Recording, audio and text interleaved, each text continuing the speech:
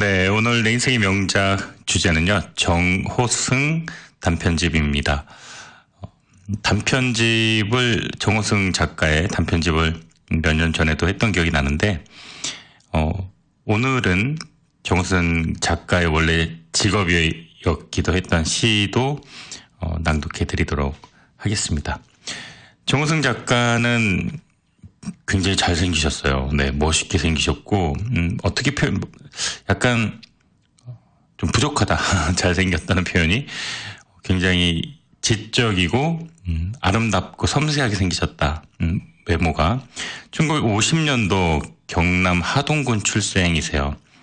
독특한 이력은 카톨릭 신자신데, 예수님, 성모 마리아 이런 그 종교적인 색채의 시도 많이 지으셨고 불교적인 느낌의 시도 많이 만드셨습니다. 경희대학교 국문과에서 학사와 석사를 하셨고요. 굉장히 많은 시, 그 다음에 동화, 수필을 적었습니다. 이 정호승 작가의 작품은 의인화된 작품들이 많고요.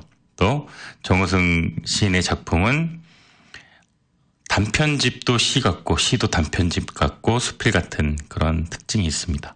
종교적인 색채가 있는 시도 있고 종교적인 색채가 전혀 없는 시도 있고 본인의 종교 혹은 타종교에 관련된 불교에 관련된 시도 많이 있습니다. 중학교 1학년 1학기 국어교과서의 고래를 위하여라는 시가 수록되어 있습니다. 현재 또 중학교 2학년 또 중학교 3학년 이렇게 저자의 시가 각 학년별로 이렇게 소개가 되어 있습니다. 왠지 이렇게 기분이 되게 좋아지는 거 있죠. 이 정호승이라는 정말 좋은 작가가 우리 학생들에게 읽히고 있다는 것이, 제가 자랄 때는 정호승 작가 시가 없었는데 그게 너무나도 좋았고 그런데 또 한편으로는 이런 생각도 들어요. 제가 학교 다녔던 그 시절 한국의 그 좋은 시들을 갈기갈기 찢어서 분석하고 분해하느라 그 시를 마음으로 느끼지 못했던 그 시절이 좀 아련하게 남아있기도 합니다. 그래서 예전에 제가 읽었던 그 시들, 서시라는 시도 뭐 갑자기 떠오르네요. 그 많은 시들이 가슴으로 남아있지 못하고 머리로 남아있다는 게 좀 아쉽기는 한데, 그렇다고 아무 시나 또 교과서에 실릴 수는 없잖아요. 교과서에 실린 이상 저는 제가 그렇게 공부했기 때문에 밤새 이 시의 화자의 뜻은 무엇이고 나무가 상징하는 것은 무엇이고 꽃길이 표현하는 것은 무엇이며 운유법, 뭐 대구법, 대조법 이런 그 규칙들을 공부했어야 했던 어린 시절에 제가 떠오릅니다. 중학교 시절에 우리 한국 학생들을 위해서 지었던 시는 아닐 거예요. 한국 학생이나 뭐 성인이나 누구를 위해서 지은 시가 아니지만 저자의 이 작품이 교과서에 올라갔다는 것은 그만큼 이 문단에서도 이 작품에 대한 평가를 우리 한국의 미래인 어린아이 청소년들이 읽었으면 좋겠다라는 의미일 거라고 생각됩니다. 우선은 중학교 2학년 교과서에 현재 실려있는 정호승의 고래를 위하여 낭독해드리겠습니다. 푸른 바다에 고래가 없으면 푸른 바다가 아니지. 마음속에 푸른 바다에 고래 한 마리 키우지 않으면 청년이 아니지. 푸른 바다가 고래를 위하여 푸르다는 걸 아직 모르는 사람은 아직 사랑을 모르지.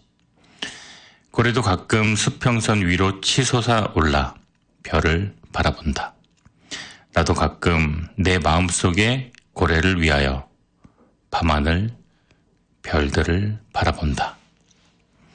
네, 짧은 시입니다. 중학교 2학년 교과서에 실려있는 정호승 시인의 고래를 위하여라는 시입니다. 제가 이런 부연 설명을 굉장히 싫어하긴 하지만 짧게 부연 설명을 하자면 고래라고 상징할 수 있는 것들은 사람들이 가지고 있는 이상과 꿈을 나타내는 것 같아요. 푸른 바다는 우리의 인생과 삶, 그리고 내가 속해 있는 이곳을 뜻하는 것 같습니다. 푸른 바다, 그곳에 고래가 없으면 바다가 아니지. 이 푸른 바다, 고래 한 마리 키우지 않으면, 이 마음속에 내가 고래를 키우지 않으면 젊은이가 아니지. 이 바다가 고래를 위해 푸르게 색깔을 띈다는 걸 모르는 사람은 그 사랑의 이면을 모르는 사람이지. 그런데 그거 알아? 우리 꿈도 가끔 수평선 위로 이 고래가 치솟아 올라와 별을 바라봅니다.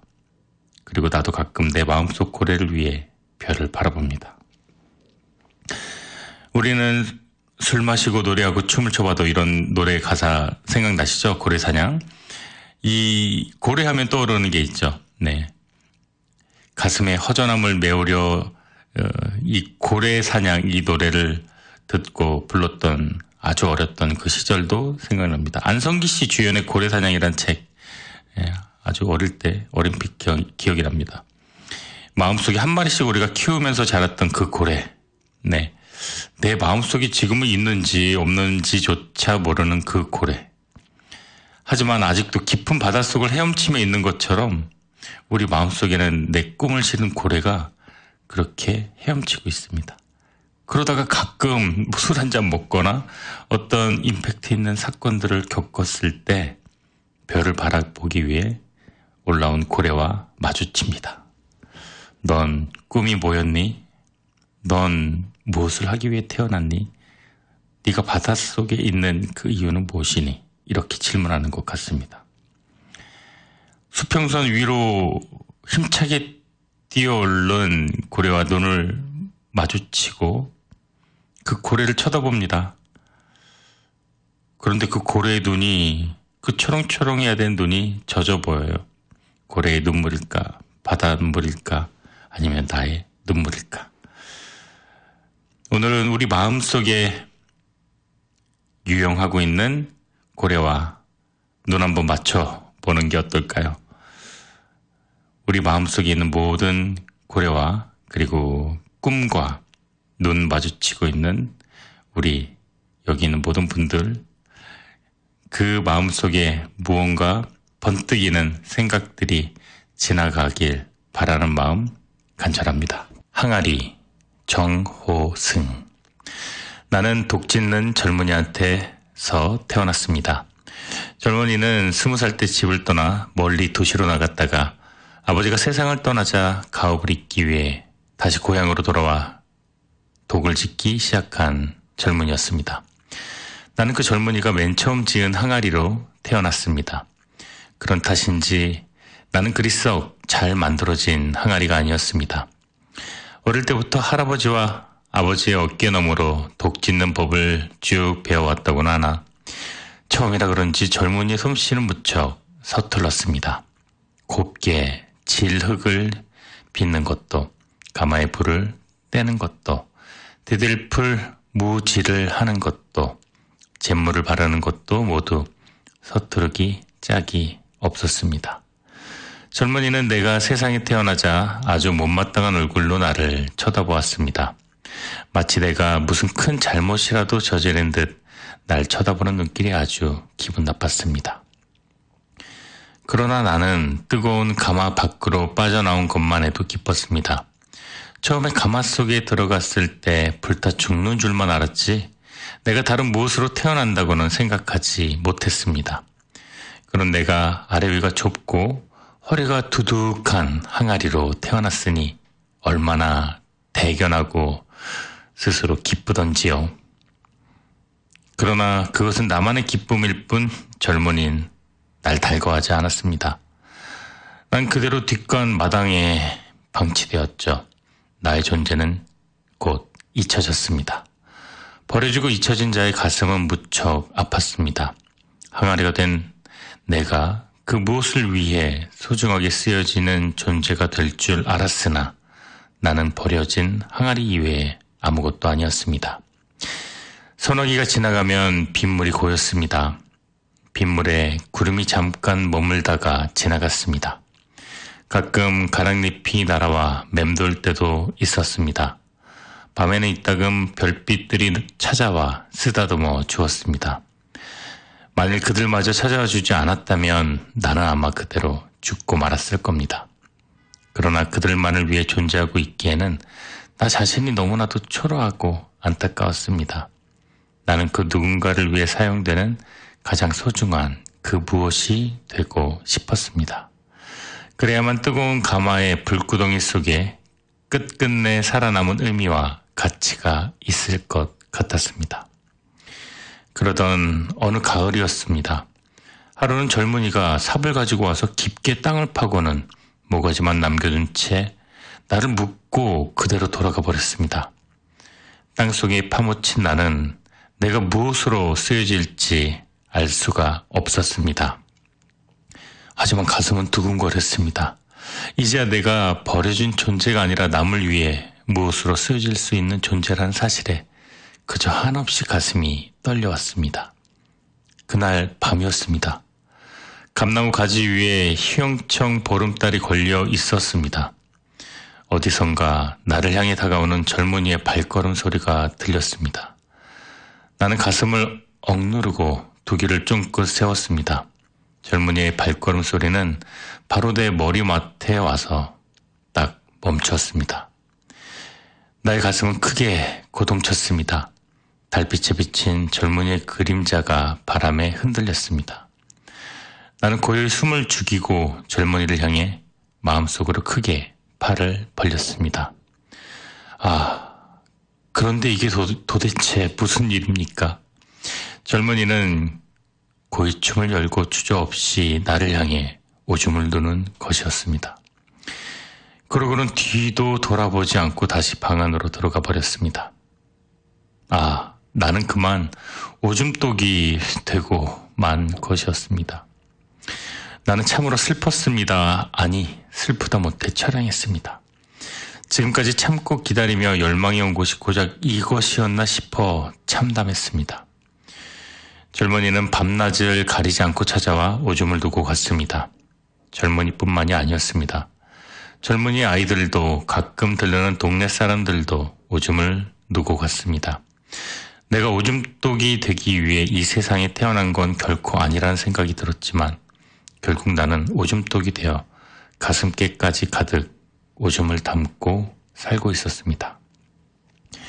곧 겨울이 다가왔습니다. 날은 갈수록 차가웠습니다. 강물이 얼어붙자 오줌도 얼어붙어 버렸습니다. 나는 겨우내 얼어붙은 내 몸의 한쪽 구석이 그대로 금이 가거나 터져버릴까 조마조마해서 한시도 마음을 놓을 수가 없었습니다. 다행히 내 몸이 온전한 채 봄이 찾아왔습니다. 물론 얼었던 강물도 녹아 흐르고 얼어붙었던 오줌도 다 녹아내렸습니다. 사람들은 밭을 갈고 씨를 뿌렸습니다. 씨를 뿌리고 난 뒤에 내 몸에 가득 고인 오줌을 퍼다가 밭에다 뿌렸습니다. 배추밭에 배추가 싱싱하게 자랐습니다. 무밭에는 무들이 싱싱하게 자랐습니다. 나는 그들이 자라는 걸 보고 위안이 되었습니다. 내가 오줌독이 되어 오줌을 모아줌으로써 그들이 건강하게 잘 자랄 수 있게 된다고 생각하니 나는 그런대로 살만한 가치가 있는 존재였습니다. 허나 시간이 가면 갈수록 그것만은 아니었습니다. 나는 오줌독이 아닌 다른 무언가가 되고 싶어 늘 가슴 한쪽이 뜨겁게 달아올랐습니다. 1년이 지났습니다. 나는 여전히 오줌독으로 남아있습니다. 2년이 지났습니다. 나는 여전히 오줌독으로 남아있습니다. 그 역할밖에 하지 못했습니다. 오랜 시간이 흘러 이제 내게 오줌을 누러 오는 사람조차 없었습니다. 굳이 누가 있다면 새들이 날아가다 찔끔 똥을 갈기고 가는 게 고작이었습니다. 독짓는 젊은이는 독짓는 늙은이가 되어 병마에 시달리다가 세상을 떠났습니다. 독짓던 가마 또한 허물어지고 폐허가 되어 날 짐승들의 보금자리가 되었습니다. 어디에도 사람의 그림자는 보이지 않았습니다. 나는 어느새 오줌독의 신세에서 벗어나 있었습니다. 나는 날마다 마음을 고요히 가다듬었습니다. 이번에야말로 오줌독 따위가 아닌 아름답고 소중한 그 무엇이 되기를 간절히 열망했습니다. 사랑의 일생이 어떠한 꿈을 꾸었느냐 하는 그 꿈의 크기에 따라 달라진다면 나는 큰 꿈을 꿈으로써 내 삶을 크게 변화시키고 싶었습니다. 그러던 어느 해 봄이었습니다. 두런두런 사람들의 목소리와 발소리가 들리더니 폐허가 된 가마터에 사람들이 집을 짓기 시작했습니다. 집은 제법 규모가 큰 절이었습니다. 사람들은 몇 해에 걸쳐 일주문과 대웅전과 비로전은 물론 종각까지 다 지었습니다. 종각이 완공되자 사람들은 애물레 종과 비슷하나 크기는 보다 작은 종들을 달았습니다. 종소리는 날마다 달과 별이 마지막까지 빛을 뿜는 새벽 하늘로 높이 울려 퍼졌습니다. 새벽이 올 때까지 잠들지 못하고 그대로 땅속에 파묻혀 있는 내게 종소리는 새소리처럼 아름다웠습니다. 그런데 참으로 이상한 일이었습니다. 사람들은 종소리가 아름답지 않다고 야단들이었습니다. 종소리가 탁하고 울림이 없어 공허하기만 하지 맑고 알차지 않다는 것이었습니다. 절의 주지 스님은 어떻게 하면 맑고 아름다운 소리를 내는 종을 만들 수 있을까 고민을 했습니다. 그러던 어느 날 아침 내 머리맡에 흰 고무신을 신은 주지 스님의 발이 와서 가만히 머물렀습니다. 주지 스님은 선체로 한참 동안 나를 내려다보시더니 혼잣말로 중얼거렸습니다.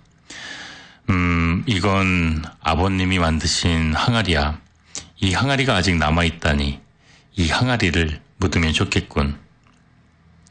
스님은 무슨 큰 보물을 발견이라도 한 듯 만면의 미소를 띄었습니다.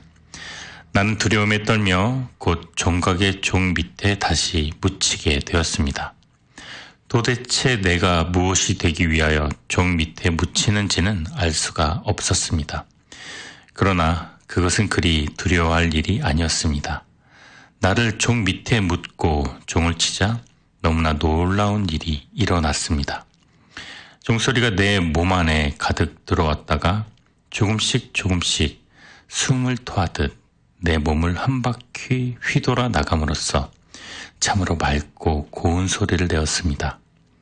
처음에는 주먹만한 우박이 세상의 모든 바위 위에 떨어지는 소리 같기도 하다가 나중에는 갈대숲을 지나가는 바람이나 실빗소리 같기도 하고 그 소리는 이어지는가 싶으면 끝나고 끝나는가 싶으면 다시 계속 이어졌습니다. 나는 내가 종소리가 된 게 아닌가 하는 착각에 몸을 떨었습니다. 그러면서 그때서야 깨달을 수 있었습니다. 내가 그토록 오랜 세월 동안 참고 기다려온 것이 무엇이며 내가 이 세상을 위해 소중한 그 무엇이 되었다는 것을 누구의 삶이든 참고 기다리고 노력하면 그 삶의 꿈이 이루어진다는 것을 고요히 산사에 종소리가 울릴 때마다 요즘 나의 영혼은 기쁨으로 가득 찹니다. 범종의 음관 역할을 함으로써 보다 아름다운 종소리를 낸다는 것, 그것이 내가 바로 바라던 나의 존재의 의미이자 가치였습니다. 네, 여러분은 지금 김아준의 내 인생의 명작 2부 청취하고 계십니다. 정우승 시인이자 동화 작가의 작품 오늘 여러분에게 소개해드리고 있는 시간인데요. 2부에서는 두 편의 시와 한 편의 동화 소개해드리도록 하겠습니다. 먼저 수선화 정호승. 울지 마라 외로우니까 사람이다. 살아가는 것은 외로움을 견디는 일이다. 공연이 오지 않는 전화를 기다리지 마라. 눈이 오면 눈길을 걸어가고 비가 오면 빗길을 걸어가라. 갈대숲에서 가슴 검은 도요새도 너를 보고 있다. 가끔은 하느님도 외로워서 눈물을 흘리신다. 새들이 나뭇가지에 앉아있는 것도 외로움 때문이고 네가 물가에 앉아있는 것도 외로움 때문이다. 산 그림자도 외로워서 하루에 한 번씩 마을로 내려온다. 종소리도 외로워서 울려 퍼진다. 정호승의 수선화에게라는 작품이었습니다. 자, 이 시는 여러분들이 어떻게 들으셨는지 궁금한데요. 정호승의 시는 앞서 말씀드린 것처럼요. 많은 우리 어린 학생들을 위한 교과서에 실려있는 글이기도 합니다. 앞서 설명해 드린 고래를 위하여라는 시도 마찬가지고요. 또 수선화에게라는 이 시 역시도 많은 단체나 어떤 그 학생들, 청소년들에게 널리 읽혀지고 있는 그런 시이기도 합니다.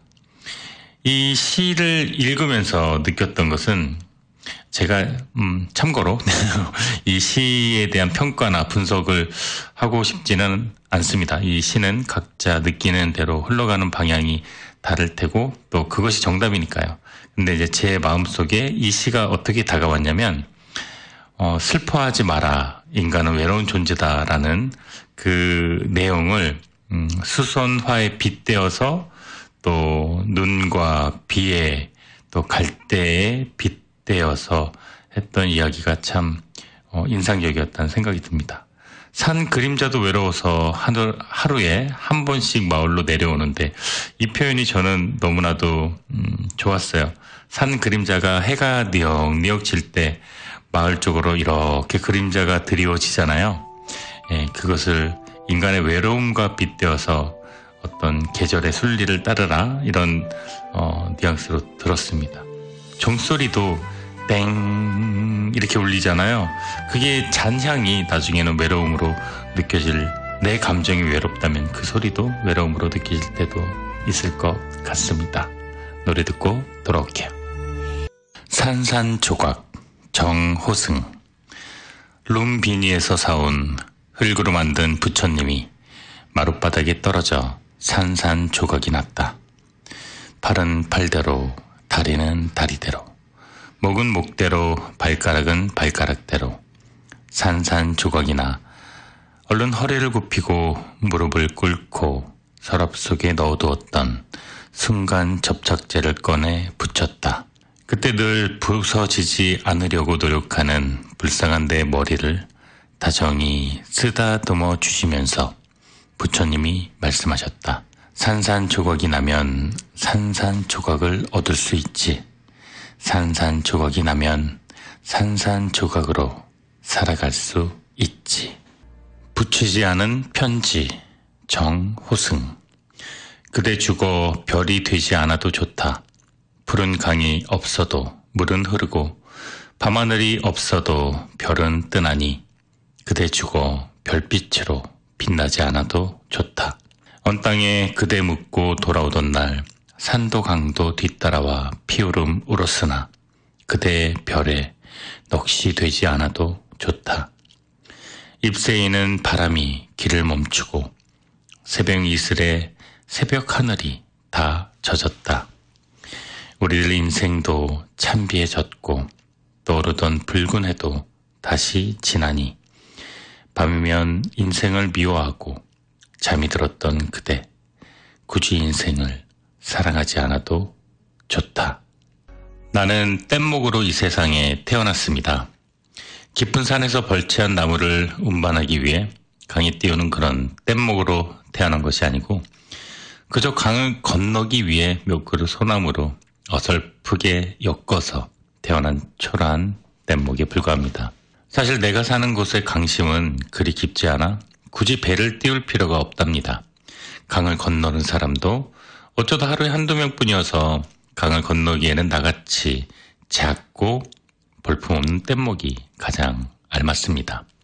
나는 사람이 서너 명만 타면 더 이상 탈 자리가 없을 정도로 몸이 작아 어떤 때는 내가 강물에 떠있는 것도 아주 신기하게 느껴질 때가 있습니다. 강의 하류에 있는 커다란 나룻배에 비하면 너무 초라한 나 자신이지만 그래도 늘 난 감사하는 마음으로 삽니다.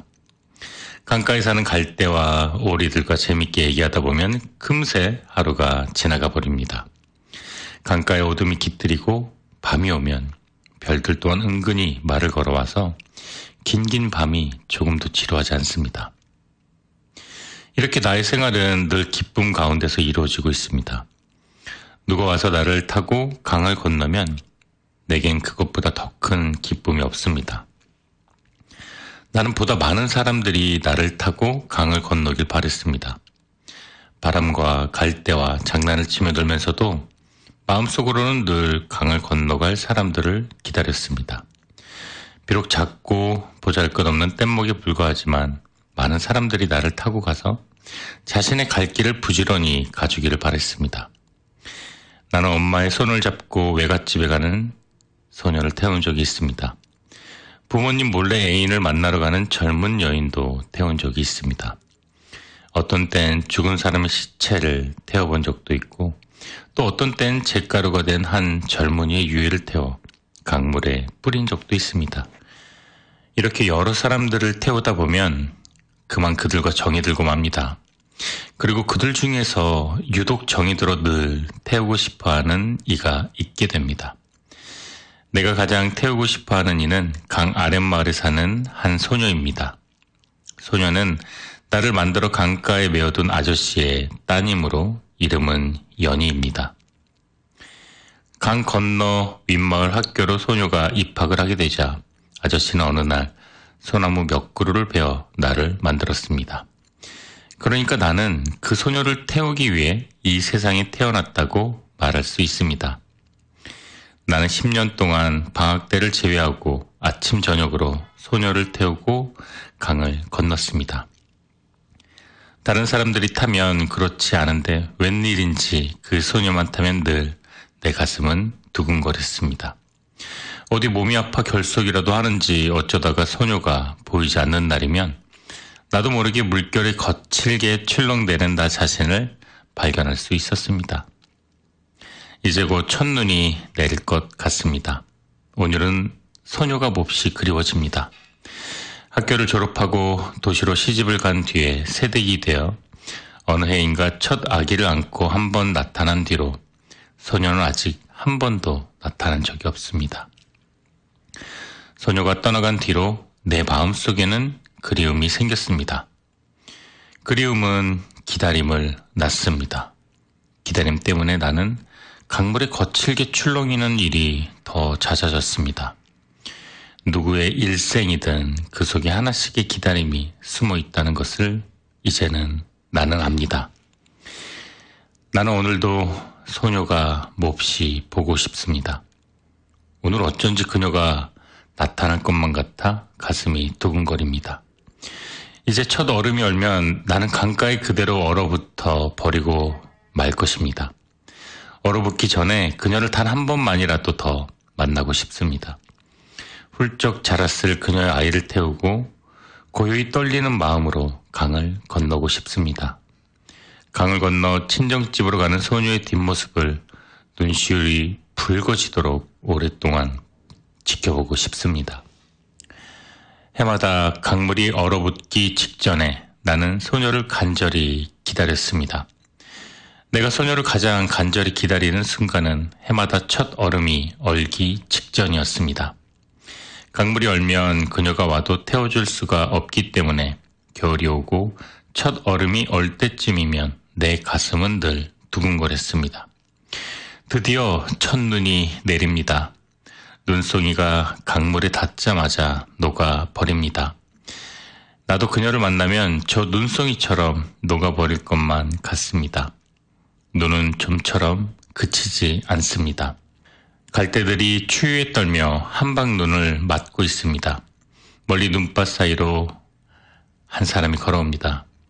머리에 털모자를 쓰고 허름한 옷차림을 한 사내가 휘적휘적 걸어와 나를 묶어둔 말뚝에 줄을 풉니다.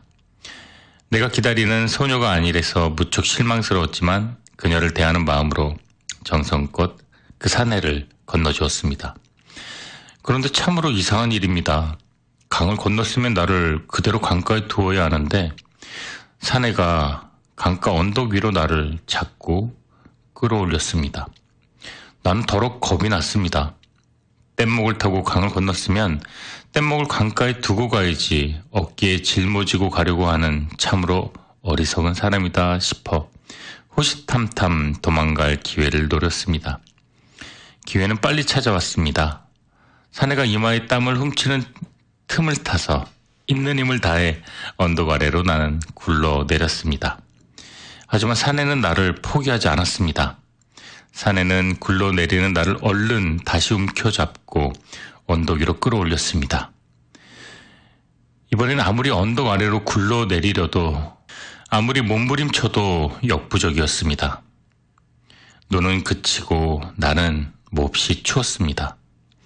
사내는 나를 그렇게 강 언덕에 끌어올려 놓고는 아무 말 없이 어디론가 떠나버리고 말았습니다. 아무리 강가에 데려다 달라고 소리쳐도 뒤도 돌아보지 않았습니다. 강물은 곧 얼어붙었습니다. 강물이 얼어붙자 겨울은 점점 더 깊어갔습니다.